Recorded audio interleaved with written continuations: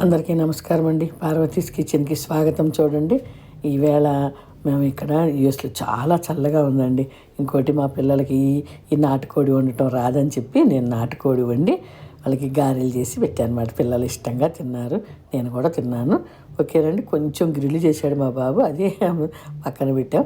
ఓకేనండి, ఇదిగో చూడండి గారెలు కొన్ని ప్లెయిన్ వేసాను అనమాట. మా మనవాళ్ళు ఉల్లిపాయలు పచ్చిమిరపకాయ ముక్కలు వేస్తే తినరు. చూడండి, చికెన్ ఎంత బాగా ఉడికిందంటే ఇన్స్టా పాట్లో పెట్టామన్నమాట. లేదంటే కుక్కర్లో పెట్టుకోండి. ఇది అల్లం పచ్చడి.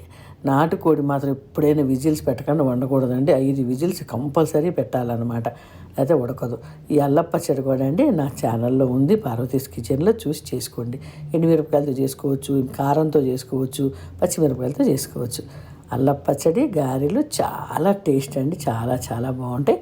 మీరు నాన్ వెజ్ తినని వాళ్ళు చక్కగా అల్లం పచ్చడితో తినండి. మామూలు పల్లి పచ్చడి కూడా చేసుకోండి, చాలా బాగుంటుంది. ఈ చికెన్ గ్రేవీతో చాలా బాగుంటాయండి. నాటుకోడి కూర గారెలు అంటే ఫేమస్ అనమాట మన ఆంధ్ర సైడ్. సంక్రాంతికి కూడా చేసుకుంటాం కదండి, అట్లన్నీ నేను పిల్లలకు కూడా చేశాను అనమాట. మా పిల్లలకి ఇష్టమని తిన్నారు ఇష్టంగా. ఓకేనండి, ఇది కూడా నేను కూడా తింటున్నాను. చూడండి, చికెన్ ముక్క ఎంత బాగా చేతితోటే వచ్చేస్తుంది, చూసారా?